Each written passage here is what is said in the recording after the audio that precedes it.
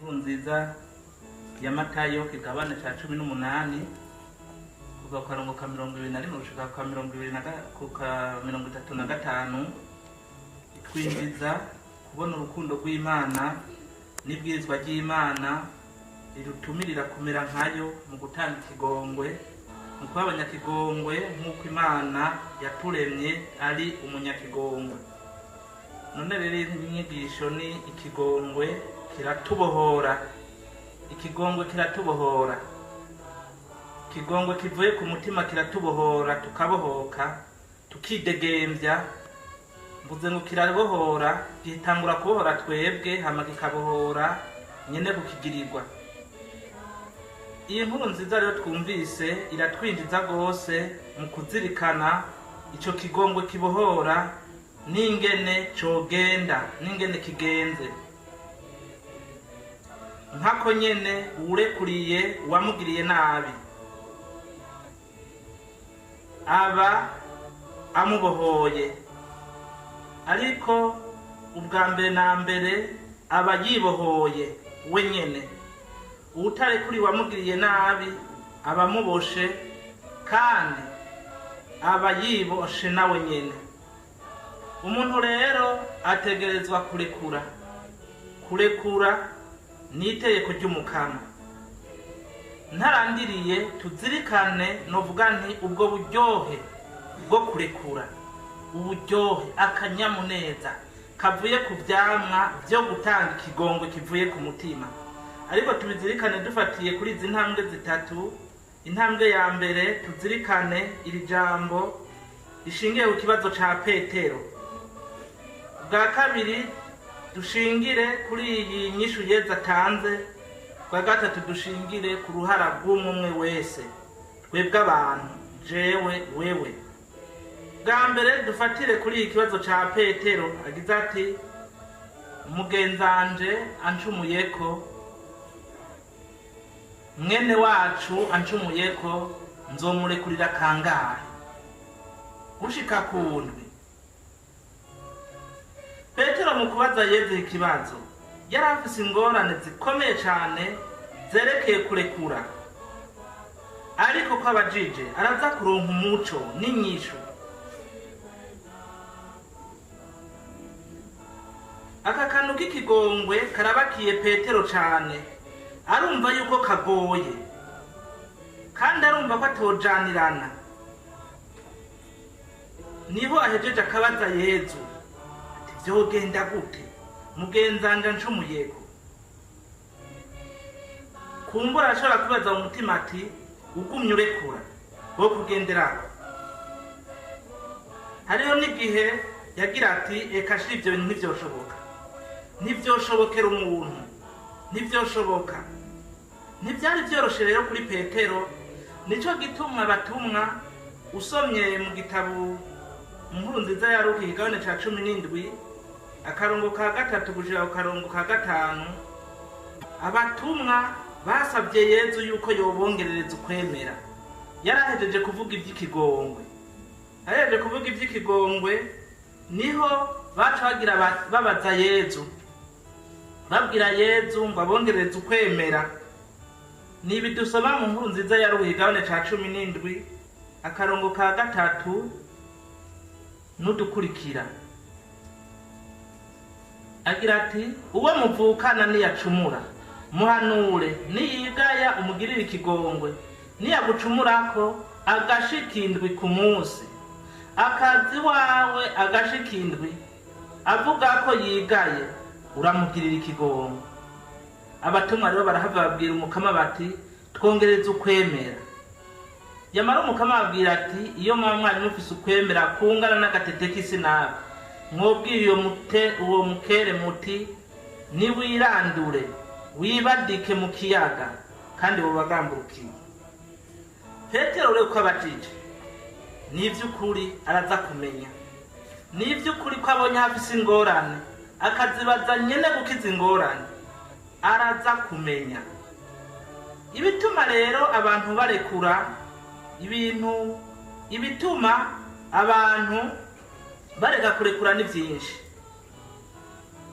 icambere gihambaye ni ugukomeretswa n'ico umuntu aba yagiriwe.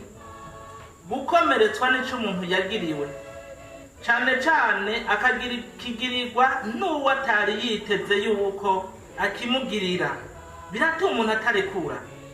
Ntagire rero umuntu afata minenegwe ikintu co kurekura, kuko iyo ubona utarekura hariho ikintu, haba hariho inzitizi. Inzitizi nazo ni nyinshi, nimpereye ko gukomereka. Gukomereka ukomerekejwe n'ico wagiriwe, ukomerekejwe kandi n'uwakugiriye nabi, bigaheza muri wewe, bikavyarira muri wewe kwigunga urwanko, ukagira uti jewe uyu muntu wapi, bikanka, ukagerageza bikanka kuko waseserewe. Iyo ni intambwe ya mbere ituma umuntu atarekura, ni igituma ca mbere. Ariko kandi hariho uwundi areka kurekura kubera akagagazo. Sinshaka kurekura, ndamubabaza banza ababare ngire ndamutuntuze, atunture. Akagagazo murakumva, amanyama. Hariho n'ikindi kibituma, ikindi kintu gituma umuntu atarekura, intambamyi, kubura ukwemera. Hagira uti ntibigishoboka, kwibaza yuko bidashoboka kurekura, ko bidashoboka. Hari abantu bagira bati ntibikunda kurekura, nta muntu arekura, nzorinda mba ntarekuye kuko ntibikunda, ntibibaho. Hariho kandi kuba kure y'Imana, muri make ubupagani nibwo buza abantu kurekura, buri mu bibuza abantu kurekura. Umuntu akagira ubupagani muri we. Ubupagani ni ukuvuga ico bitandukaniyeko n'ubugadara, nuko ubupagani nuko uwo muntu aba afise umutima uri kure y'Imana, akagira ati kutaba nk'Imana, kutagira urukundo rwuzuye nk'Imana, kubura urwo rukundo. Kuko burya umupagani, hajya bamwe umupagani, abatavuga umupagani utarabatirizwa ntaba arakira inema z'Imana mw'ibatisimu. Izo batisimu nazo zitinjizamo ububasha bw'Imana. Bavuze ngo urukundo rw'Imana, bavuze ububasha bw'Imana. Mbere hari naho bavuze Imana ni rukundo. Turayibona henshi, na Yohana arabivuga. Turayibona mw'ibaruwa ryiwe rya mbere, igabane ca 4, baruwa ry'umutumwa Yohana igabane ca 4 akarongo ka 16, n'ahandi henshi. Imana ni rukundo. Ababuze urukundo ni ukuvuga ababuze inema z'Imana muri we, kuba kure y'Imana. Ariko kandi hariho iyindi mvo, kutamenya akamaro ko kurekura. Abantu barareka kurekura kuko batazi akamaro. Iyo umuntu yarazi akamaro ko gutanga ikigongwe, kandi ko ndavuga gutanga ikigongwe harimo no kucakira, kugitanga, kucakira, kugisaba. Kutamenya akamaro ko kurekura. Hariho kandi ikindi gituma ubwoba, ngo noba nisubije hasi, abantu ngo bantinye. Ariko kandi hari ikindi gihambaye, shetani. Hariho ikintu muri wewe, mu muntu, kiza kukubuza kurekura, ukumva ko wogira intambwe. Ndiko ndavuga kurekura, murumva no gutanga ikigongwe, kurekura uwangiriye nabi, ariko kandi n'uwakingiriye nkamurekurira. Ariko kandi hariho n'abandi bagira bati naratanze ikigongwe kenshi kudehukirwa, naratanze ikigongwe kenshi ubu numva. Cane iyo ukigirirwa, ukorerwa ikibi, cyangwa ukomeretswa n'umuntu umwe, yamari wa wundi, haragera igihe wumva yuko ikigongwe caheze. Narahejeje kumurekurira iwanje w'ikigongwe caraheze. Abo narekuriye ni benshi, nawe nimaze kumurekurira kenshi, none ikigongwe caraheze. Nk'abantu usanga mukorana ku buzi, abantu usanga mubana, kabona yama kugira bya bindi, abigira urekura. Burya umuntu ashobora kugira ati abigira nkana, abingira kugira nze ndamurekurira. Ubu rero caraheze sinzosubira. Izo ni intambamyi n'ibintu bituma umuntu atarekura, ariko hariho n'ibindi. Ibyo byose rero mvuze n'ibindi ntavuze mwebwe nyene muzi mubona canke wese afise mu mutima, ibyo byose biratuma umuntu agira ingorane yo kurekura. Muca mutegera rero igituma abatumwa babwiye Yezu ngo twongerereze ukwemera. Byari bikenewe yuko babaza ico kibazo, kandi bari bakeneye inyishu y'ukwemera. Bari bakeneye kwemera kugira ngo by'ukuri bishoboke yuko bashika kuri iyo ntambwe ihambaye. Ingingo ya kabiri rero, inyishu Yezu abahaye. Ku kibazo ca Petero, Yezu yishuye adahigimanga ati sinkubwiye gushika ku ndwi, ariko kugeza kuri 70 ku ndwi.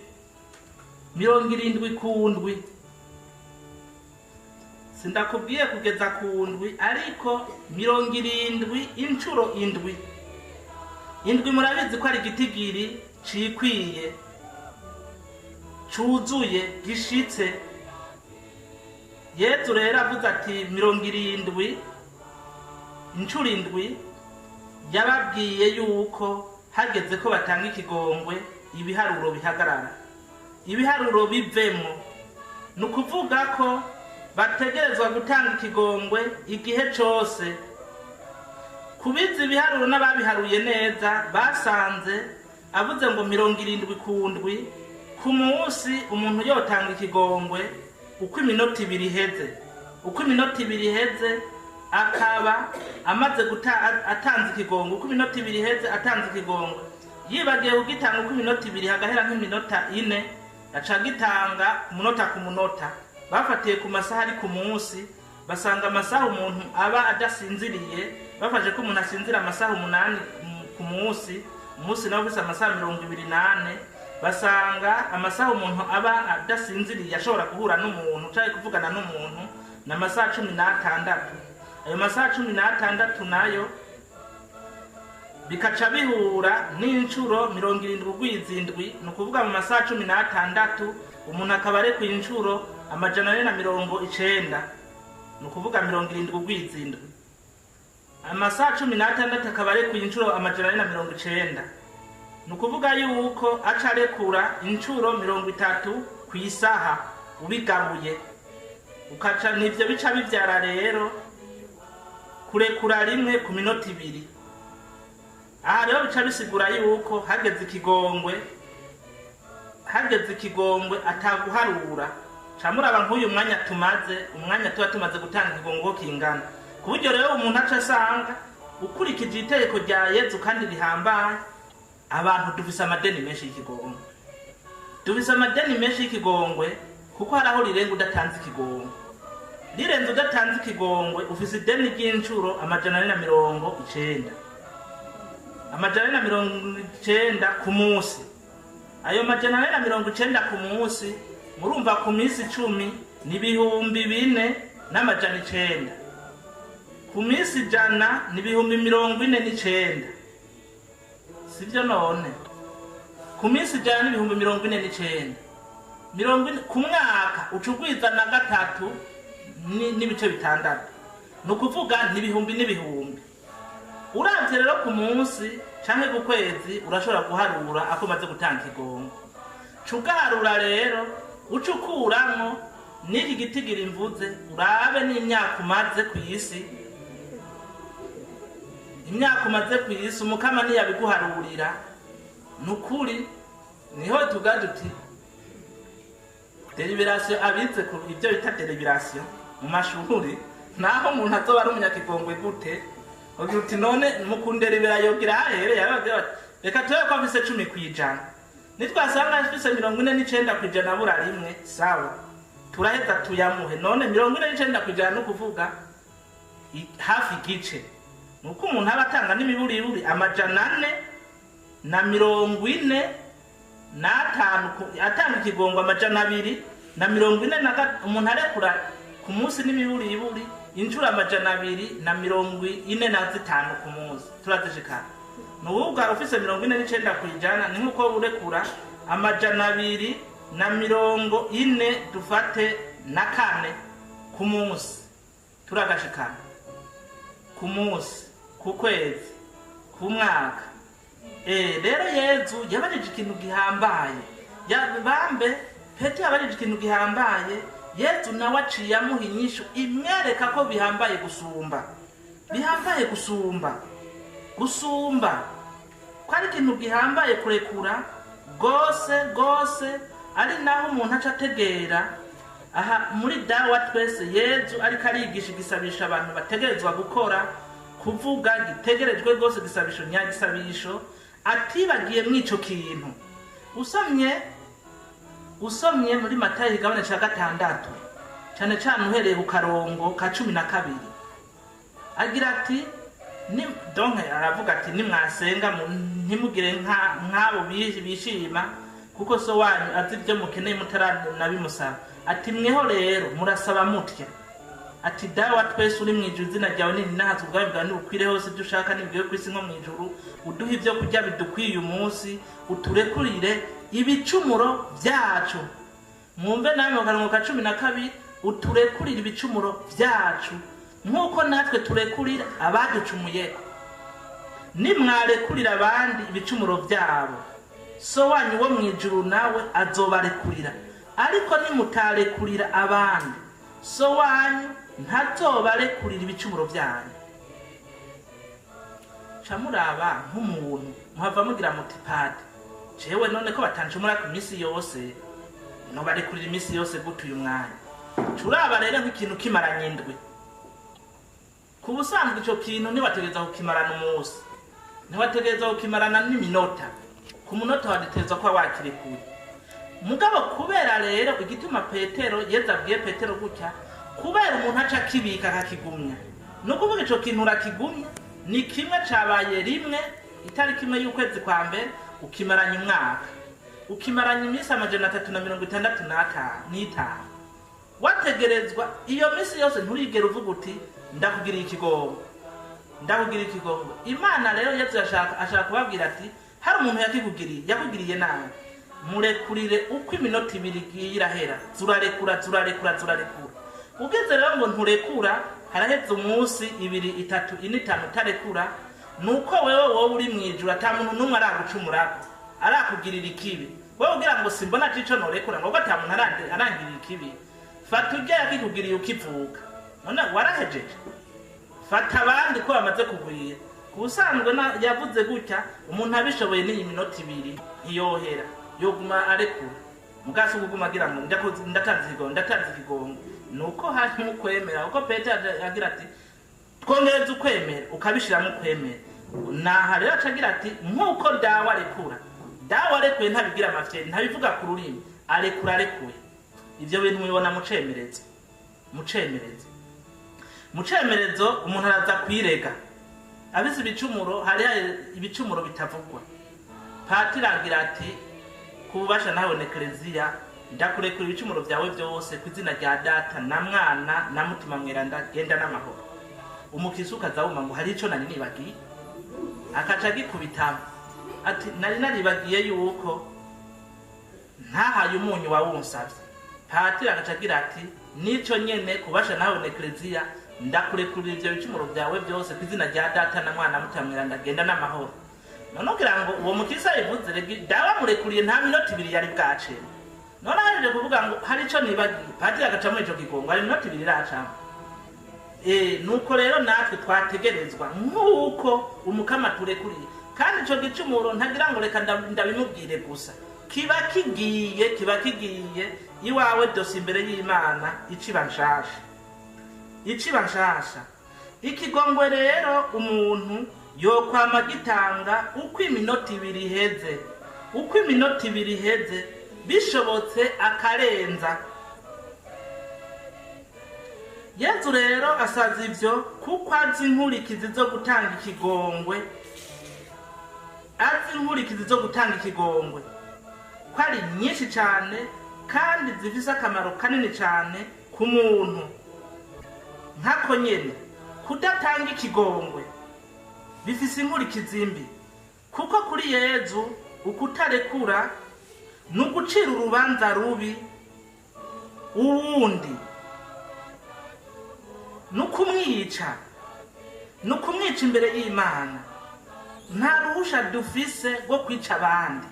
Kutarekura imbere ya Yezu nugucira urubanza rubi uwakugiriye nabi kandi nukumwica imbere y'Imana. Nukwitiranya umuntu n'igicumuro, kandi Imana yarabitomoye neza ko igicumuro ari igicumuro, umuntu ari umuntu. Nkako nyene Yezu yaje kubohora umuntu, ntiyaje kubohora igicumuro. Muravyumva? Yezu yaje kubohora umuntu. Wewe rero uwufashe ico gicumuro, iyo utarekuye uwufashe umuntu n'igicumuro ugapoperanya, ubumugize mubi kandi Imana yamugize umuntu mwiza. Muri ico gihe rero uba wiboshe wewe nyene, kuko ivyo umushizeko bikugarukako. Umugize mubi ni utangura kuba mubi, ngo wambwawe umwisimbwa, ubushatse kuvuga ko nawe uriyo, kuko mwabumbye mwibumba rimwe. Twavuye mu gashusho k'Imana twese. Ugize uti wambwawe, wampenewe, uba werekanye kuri impene kabiri nawe, kuko ntushobora kumubonamwo ubuhene utabanje kubonamwo wewe. Muri ico gihe kandi ubututsi Imana rwose, yamugize Imana nawe ukamugira igikoko. Muri ico gihe uba wiboshe umbere yuko uboha uwo muntu utarekuriye. Ivyo navyo bivyara kwica uwo muntu mu mutima wawe. Ntushake kumubona, ntushake ico musangira, ntushake ico umuha, no kumwica ku mubiri bishobotse wo mwica. Ariko kandi n'Imana ubuyishe muri wewe, kuko iyo Mana ubanza kuyigirira inzigo ngo yamuremeye iki, ngo niyo yabitumye. Ukaba wigize Imana kandi utariyo. Kuvy'umutima ntubugisenga neza, naho wosenga ntutera intambwe ku mutima, kuko hariho urubuye wamaze gutangiriza ico gisabisho. Uca utakaza ukwemera. Shetani neti nakubonye ukacuba mubi gusumbya umwe yakugirira ikibi, umwe wanka kurekurira. Ubusanga utarekuye ni uba mubi gusumbya uwakugiriye nabi, ni uba mubi. Ntavyo tubona ntitubizirikana. Nico gituma ku mubiri ubwo bubi bw'indani buvyawe n'inzigo, buvyawe no kutarekura, bivanye n'ivyo wagiriwe, buca no ku mubiri buseruka. Umuntu aragwara, ugasanga umuntu yaragwaye akabonge, ingwara zitandukanye, cyo bita depression. Akagwara ingwara zatumye kubera umubiri, umutima waboze n'umubiri ugashikirwa, ugasanga arafise ingwara. Burya ntimwibaze yuko depression ziva ku bindi, ziva ku byo twagiriwe bikatugumana. Abahinga rero mu kwemera baravuga yuko umuntu atanga ikigo afise iyo ngabirano yo kurekura by'ukuri, afise iyo nema, afise uko kwemera, yaronse uko kwemera, arekura uko yagiriwe nabi. Usanga atangwara n'imwe, izi ngwara ziterwa n'ivyo bintu, izo ngwara za depression, izo ngwara z'ibikatana n'imwe afise, atayafise. Baguma rero bagukubita nawe ukubita, urasara bagasara, mgatangura gusara wewe, atangura gusara wewe, awundi waza gusara mu nyuma. Mukudusaba rero gutanga kurekura imisi yose kandi bivuye ku mutima.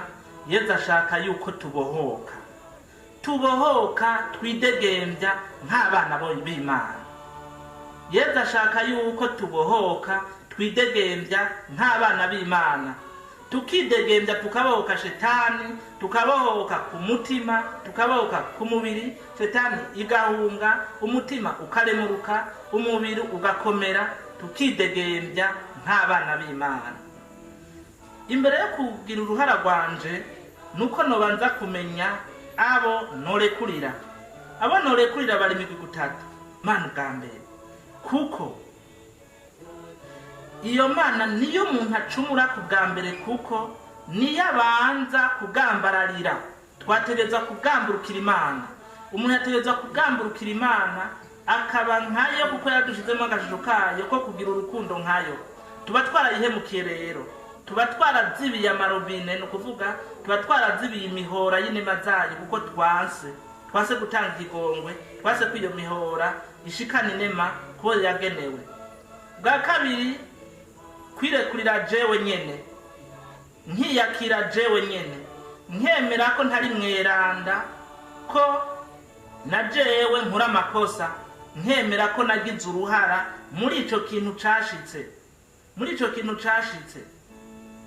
Ubwa gatatu, kurekurira abandi, kurekurira uwundi wayangiriye nabi. Murumva ko yangiriye nabi azabugira gatatu, guhera ku Mana, hanyuma jewe, hama uwundi, kuko Imana yaradushubije hamwe muri Yezu Kristo.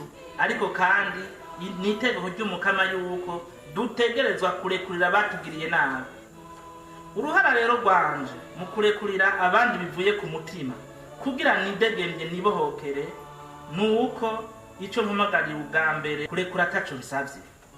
Ubwo nibwo ruhara rwanje rwa mbere, ataco nsavye, pardonner sans condition. Ntibikenewe rero ko barinda kuza kunsaba ikigongwe, barinda kugira ngo hewe ngo ndagusavye ngo ngirire ikigongwe, ngo ndagusavye ngo ngirire ikigongwe, canke ndagusavye ndaguha ikigongwe, ndagusavye ndaguha ikigongwe, ndagusavye ngirire ikigongwe. Ntibikenewe. Mubu mutima ugira uti nakurekuriye, nakubohoye. Wewe nyene ubanza ubirekure mu mutima, ibindi biseruka na hanyuma, ibindi biseruka iyo bishoboka n'izindi ntambwe. Wewe ubanza kumurekurira muri wewe atawundi abona. Ibi bintu bitatu bikaba, iyi Mana ukayirekurira, wewe ukirekurira, hama ukamurekurira uti ndakurekuriye kandi ndakubohoye. Ibyo wangiriye byose ndakurekuriye kandi ndakubohoye. Hari ikintu mwari kwibaza ko nari kuvuga ngo ndatanze ikintu ngo ndakurekuriye kandi ndakubohoye, nuko ndavyibagiye. Ukurekura sukwibagira nca ndabishikaho. Ico ni cambere, uruhara kurekura ataco usavye, kumenya ko ikigongwe ari ingabirano y'Imana. Yezu ati tutari kumwe ntaco mwokwishoboza. Inkuru nziza ya Yohana 15:4-4. Iyo wemeye kurekura, mutima mweranda acaza kuzura, akarangura ico gitangaza muri wewe no muri uwugira ugihe. Iyo wemeye kurekura, mutima mweranda acaza wenyene akarangura ico gitangaza muri wewe no muri uwo ugira utangi kw'ikigongwe, ugira urekurire. Sici wacu rero nukubimenya ko ari cyo mukana. Umwe arahati je bandoga bankubita bantera amabuye, ngasanga banteye amabuye. Ivyo ni by'abantu bivugira ngo banteye amabuye, ngo nkaza kuyakuzayo, ngo ngasanga nshitse muhira banteye ayandi, ngo nkagenda ngo nsanga banteye ayandi. Aho turatwereka ahantu wayarunze ngo ntaboneka, ngo banteye ayandi, mubahinduye bantera imisumari. Uwo muntu wo murekurira ngo nkagenda bakayankuramwo, ngo hanyuma ngo ngasanga banshubijemwe ayandi, ngo ngire njyame ngo ngasanga amahembe y'inka ngo bayanteze. Uwo muntu wo murekurira ngo kandi mubana, uwo murekurira gute? Ngo nzorinda mba namurekuriye, nawe ayo mabuye n'amahembe azokuguma mutabi. Nukuvuga yuko ukurekura niko inema y'Imana iza, mutima mwirandaza akarangura ico gitangaza muri wewe. Uwo muntu agutera amabuye akabohoka. Hari umuntu yavuze ati igituma umuperezida yitwa Hitler yamaze abantu bamaze kumenya ikibiciro, bagumye bavuga bamuvuma ngo uragapfa Hitler, uragapfa. Uko yagira ngo uragapfa niko yasara amara abantu uragapfa Hitler, uragaho. Ariko aramba asubira, ariko aramba. Ngo habaye abantu bagira intercession, barasenga bagira bati, bafatiye kuri iri jambo ngo duhezagira abatuvuma, baca batangura ngo kumusabira. Bari mu monasteri baramusabira bahezagira Hitler, izina rya Hitler ngo nirije mu ijuru, izina rya Hitler ni Geranda, itere mweranda dusabire, itere mweranda dusabire, itere mweranda hinduka, itere mweranda turagukunda, itere mweranda ibyo ukora si wewe uragwaye none Yezu nagukize. Ebye bica birahinduka, ingwano kirahinduka. Burya nta warazi ko abadage bazotsinda, bari baramaze kwiheba ubusi yari yarihebuye, bica birahinduka. Abaragiye no ukabona umuntu ntibiribwa, umuntu yagushejereje, umuntu akaze cyane cyane ari hejuru ubwira uti nzopfa ntarekuriye, uzoramuvugirisha kure, muvugiriro za umuheza. Iyo uhezagiye nukuvuga iyo urekuye, kurekura n'ingabirano y'Imana, Imana ica yikorera. Kugira ikigongwe ni gukorwa cyo gushaka, decision, gufata ingingo. Ubageze igihe bavuga ngo nukwihenura, kwihenura ngo reka nihenure, ndihenuye, ndishituye, nishiture, ndihevye. La decision nuguhitamwo, nugufata ingingo, nuguhaguruka. Uhisemo ikigongwe rero ni iby'ukuri, uhisemo ikigongwe, uhisemo ko umwana wa so wawe wo mu ijuru we yuzuye ikigongwe aho izuba babi n'abeza, nawe aca atangura kurangura ico atari bwakurangurire, haba muri wewe haba mu wundi mugiye kurekurira. Nico gituma rero umuntu aca basaba nk'uwemera, aca basaba kwihenura. Ni waba utarihenura, ihenure. Ni waba utaragerageza, gerageza, ishiture kugira ubohoke, wongere ubohore mwene wanyu. Hariho umuntu bavuga yuko yaragwaye amashetani menshi cyane. Iko ndayivuga kubera harimo ntibisanzwe amashetani aratswe aravugwa. Ati wewe ikizokubohora, wewe kizokuramwa ayo mashetani no gusaba ikigongwe. Ati kuko shetani ntiyigeze isaba ikigongwe na rimwe, ntiyigeze isaba ikigongwe. Namwe muzingurube Bibiliya mugasanga hano shetani yasabye ikigongwe, ngo ndasabye ikigongwe, muce mumbarira. Acagira ati aravuga ngo ndatanze ikigongwe, agize ngo ndatanze ikigo, ururimi acara abanyamurage. Ubicaye mubwira ngo uragafuta bivuze, uragafuta bivuze, mugomba tuje tujahe, uragafuta bivuze, avuze ngo ndatanze iki, aho yavuze ngo go, acara abanyamurage. Muga abaye nyamurage aca muvugira mu mashetani, ngo tuje tujahe, mugomba tuje tujahe, ngo tujahe. Yo yarazi ko nabango ndatanze ikigongwe kubangiriye nayo azoba yasohoye, acara nyamurage. Ati turabumvise muragapfa mutabaye amashetani. Baca bagenda rero bamuhagira ngo bamusabira basanga ngo turatanze ikigongwe mu izina rye, turatanze ikigongwe kubera ntuze y'abatije, turatanze ikigongwe muri ntuze, dufate ko yoba yitwa Nyankurubike. Turatanze ikigongwe mu izina rya Nyankurubike, turatanze ikigongwe mu izina rya Nyankurubike, turatanze ikigongwe mu izina rya Nyankuru. Ngo noneho biramusabiye ikigongwe ngo turigiriye. Bari barasenze, barasenga, bararuha, barahwera, barasuka kwa amazi, baragira iki, barasuka kw'ibiki, ntaco batagize. Abarabohoza. Ishiture nawe, ishiture, wubahuke. Iyo rero uhisemo ikigongwe, ubuhisemo ubuzima. Kubohora d'abord, kubohora uwo muntu urekuriye, no kwibohora wewe nyene. Ubuhisemo gutyororwa no gutyorora kwirifye uwo muntu ugiriye ikigongwe, ubumwogeje. Ubuhisemo kumubohora, ubuhisemo kwibohora, ubuhisemo kumutyorora, ubuhisemo nawe kwityorora. Ariko kandi ubumwambitse zera nawe wawiyambitse zera. Umuntu uramubona ukamubona, mugo umubona ukundi gushasha, umengo niho ukimubona, nusubira kumubona mwejo haheze, nawe nusubira kwibona mwejo haheze. Ubu nukuvuga ubu mutyoroye, ubu mwambitse zera, ubu muvyaye gushasha, nawe wawivyaye gushasha. Ini nouvelle naissance, ucuba mushasha nawe akamushasha, mubona gushasha nawe hakubona gushasha. Ibintu muri we biba bishasha, nawe muri we biba bishasha. Muca musubiza hamwe, mucamo abana b'Imana, mucamo ico mwaremewe. Ku busanzwe umuntu atarekura cyangwa umuntu adatanga ikigongwe, atakira ikigongwe, abashatse kuntaba amfete, abashatse nturekuriwe iyo utarekura kuvuga ngo ndi umwana w'Imana. Kuko umwana w'Imana ni umwana wa data, asangiye kamere na data, bagasangira umuryango na data na mutima mweranda. Muri byo rero urekuye acasa nabo nubwo hacaba ubumwe, ntibisigura kwibagira ariko no kubona ibintu gushasha. Uburyo rero bwo dufasha kurekura bivuye ku mutima n'ubuhe ni bwinshi cyane, ariko ndababwire bukeye uburyo bwo dufasha kurekura bivuye ku mutima kugira ngo twidegembye, tubohore na bene wacu.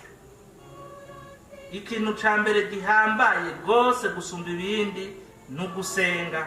Petero agize ati, Petero abatumwa babwiye Yezu ngo abongerereze ukwemera, ahejeje kubabwira ivy'ikigongwe.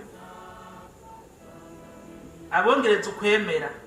Nawe ati ya mwari mufise ukwemera kungana n'agatete agatete gatoyi, mwobwiye umusozi ukaja hariya, mwobwiye iki giti kikava ngaho kitera hariya.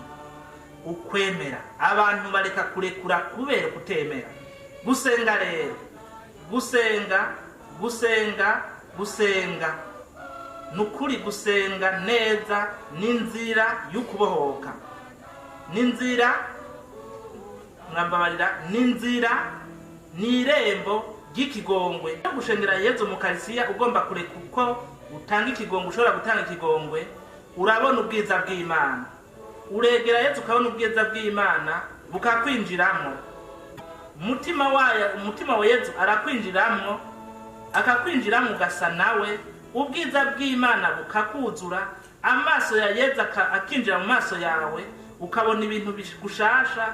Umuco wa Yezu ukakwinjiramo, umutima wa Yezu ukakwinjiramo, ikigongwe kikakwinjiramo. Gutyo aho wabona kubona ingorane ukabona ubwiza. Kandi muri ico gihe Yezu acaheza akagukiza ibikomeye n'ibyagusesereje.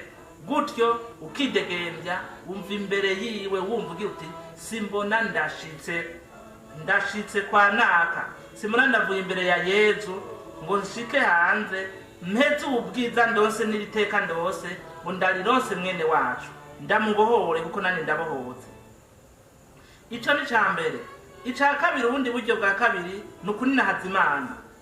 Gutangaza ubwiza bw'Imana n'ibikorwa yakoze bituma tubona ibyiza byinshi Imana yadukoreye birengeye na kure ivyo uwo twanze kurekurira yatugiriye.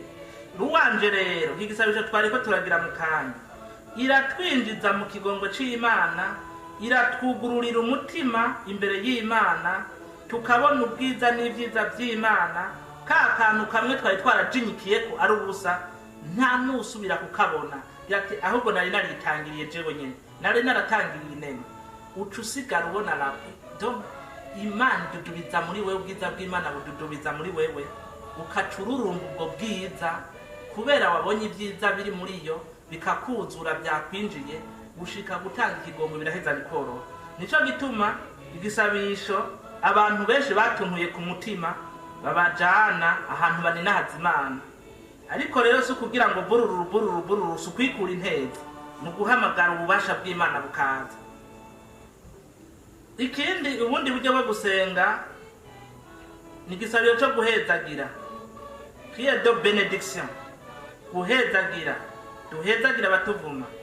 Muri ico gica sabisho dusaba Imana ngo ihezagire watugiriye nabi, ihezagire na wangiriye nabi, yongera impezagire. Ico gisabisho rero kirahambaye cyane kuko gituma nishushanya n'Imana igira neza igirira ineza ababi n'abeza. Kinyinjiza mu rukundo rw'Imana, maze amajambo mvuga meza agatyorora umutima wanje, akongera akangira mwiza, akagira na mwiza ujya muntu yancumuyeko, nkaca nidegembya no mu kumuha ikigongwe. Uwuzi guhezagira neza Imana aroroherwa no gutanga ikigongwe. Uwuzi guhezagira neza Imana aroroherwa no gutanga ikigongwe.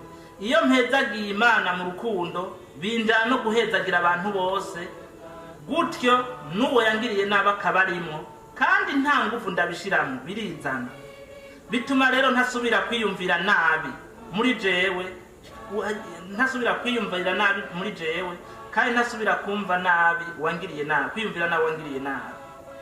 hama kwitura wangiriye nabi, kwitura umuvyeyi w'umutima, kwitura bamfasha ku mutima, akanyumviriza, akamfasha gusenga, akampa impanuro,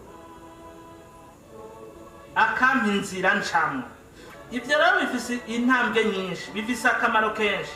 Murumva ubwa mbere ndabivuga bikamvamo, agatuna rimpeke kagateekuruka.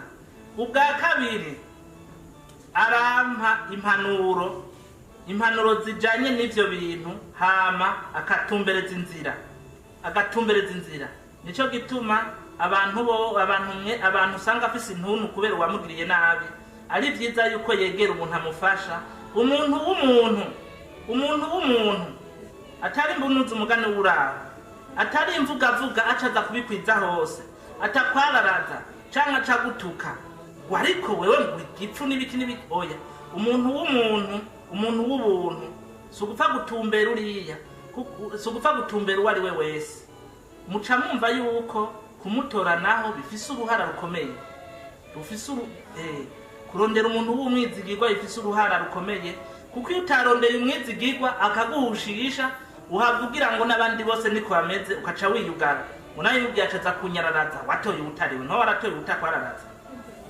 Nico bituma mu myiherero ari mu mahotrete canke ahandi babategurira nko ngaha, babategurira umwanya wo kumvirizwa, kandi mukumvirizwa n'abantu babimenyereye, babifisemwo ibanga, bifisemwo urukundo, babifisemwo n'uburambe, babifisemwo n'ukwa kundi ibanga kutabivuga. Ugaheza ari ukiyugurura, uko bisuka niko bivaye. Kakandi kagira ngo nturekure, uva murekute kaheze, kacugira ngo sinzombona ndashitse undamurekure, mbere utangura kumurekura. Nandi ndiko muga ngo ntuzobona ndashitse ukamenga uzomurekura ugiye muhira. Simbona turavanye n'umuntu ari karanyumviriza ngo ntangure kumubwira ati ndakurekure, ya minota 2 ntirinda guhera. Usanga ari automatique. Uko umwanya ndakurekure. Hari umuntu cyo bundi yari mu mapfungo, arumva nyene inyigisho yo kurekura, inyigisho niho yaca aje kwirega kubera yatahuye ikigongwe kandi yafashe ingingo yo kugitanga kugira yibohokere. Jewe partout numva ndi mwijuru ryo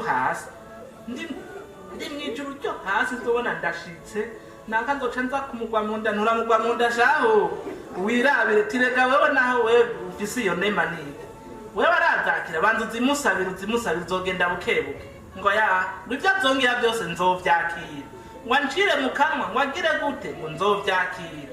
Muravyumva yari yabohotse rero, yari yabohotse ati juna horo tweteye ushaka igahagarara ubu nakize.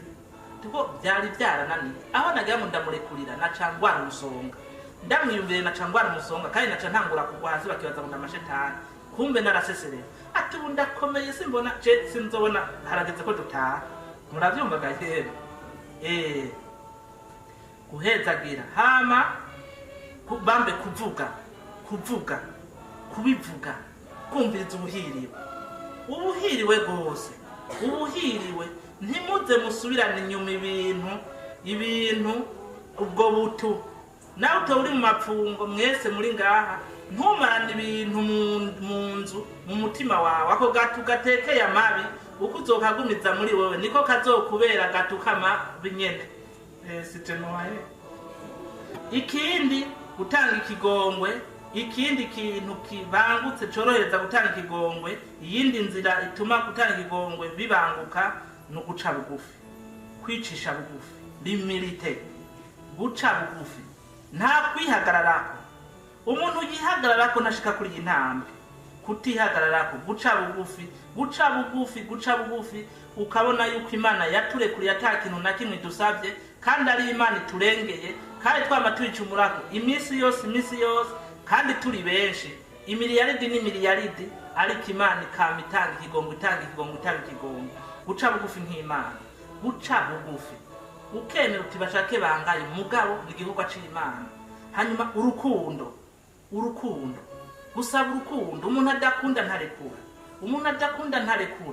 gutanga kugira urukundo, kumva kutegerezwa gukunda kute kuko nico kintu ca mbere twasabwe na Yesu Kristo. ngo ibwirizwa risumba yandi niri ukunda Imana yose uyikunde, usenga Imana yose uyikunde kuruta byose, ukunde mugenzi wawe nk'uko wikunda wenyine. Harimo urukundo. Ukunda Imana ugakunda mugenzi wawe, ikigongwe kirorora. Udakunda, utarekura, ni ikimenyetso cy'uko udakunda. Ukunda ni ikimenyetso cy'uko ni iby'ukuri ikigongwe gishoboka, uri umwana w'Imana. None rero bavukanye, ntavuze byinshi cyane naho nabivuze, Yezu arashaka ko tubohoka. Arashaka ko tubohoka mu kubwira Petero ati sinkubwiye gushika kundwa ariko 70 kundwe. Nuko azi neza ko ikigongwe kibohora, ikigongwe dutanga kibohora. Ikigongwe ariyo nzira nyayo yo kubohoka, yo kuba mushasha, yo kuba mwiza, yo kuba mweranda. Kuko tubabwira tweberanda. Ikigongwe niyo nzira y'ubweranda. Shaka umere gute nshobora kuvuga ngo uri mweranda, shaka uravuga amarozari, shaka uragira adoration, shaka ugende inzira y'umusaraba, uve ngaha kwipavu ugende ushike hariya amavamyoke, ugira uti naka sinzomurekurira ico gisabisho cawe. Naco gisigura kuko rya jambo ricaira ngo uturekurira ibicumuro nkuko nawe turekurira bene wacu. Shaka ube ufise karizime y'indimi, ufise karizime yo kwigisha, shaka uri igiki, shaka umeze gute, ni by'ukuri udatanga ikigongwe ntabweranda ushikira. Kivuga yuko mba ntubohoka, nta nema ntizinjira. Yezu rero mu kuvuga gutyo ashaka ko tubohoka, twidegembya, tubabeza, tubaberanda, n'urupfunguruzo rwugurura imiryango inema zose zo mwijuru. Ikigongwe n'urupfunguruzo rwugurura inema zose zo mwijuru. Ni ivy'ukuri umuntu atanze ikigongwe neza, atanga ikigongwe neza kandi acakira, usanga ry'amabwirizwa yose yarangura. Kuko wararekuye Imana, urasenga, urahimbaza umunsi w'Imana, kuko abari mu rukundo ntiwica. Hari mu rukundo ntugambarira abavyeyi, hari mu ukunda ntumusambanya, hari ukunda ntumwica, hari ukunda ntumubesha, hari ukunda. Nukuvuga iyo umuntu yabohotse ku kigongwe aba afise urukundo rwuzuye, nta bwirizwa na rimwe arenga. Nukuvuga usanga yuzuye n'Imana. Nico gituma ari urufunguruzo rw'ubweranda. None bavukanye, murashaka kubaberanda, murashaka kubohoka, murashaka kubabeza cane, tanga ikigongwe ataco musigaje. Tanga ikigongwe muzobibona. Ni ivy'ukuri raba abo bantu bose bakubabaje, ufitiye umujinya, bakwiye kubarekurira, ubandika amazina uyu munsi nejo canke hirya y'ejo na kera, ubandike, uheze ubatororokanye, ushire mu ngiro ibi ndakubwiye. Uzoca utangura kubona ivyamwa, imihora y'inema itangura kuguruka gusumba uko vyahora, nawe bikurengere. Wa wundi ati mbega nzorinda kumurondera, azoza kukwirondera utiriwe uramubwira. Tugire Kristo.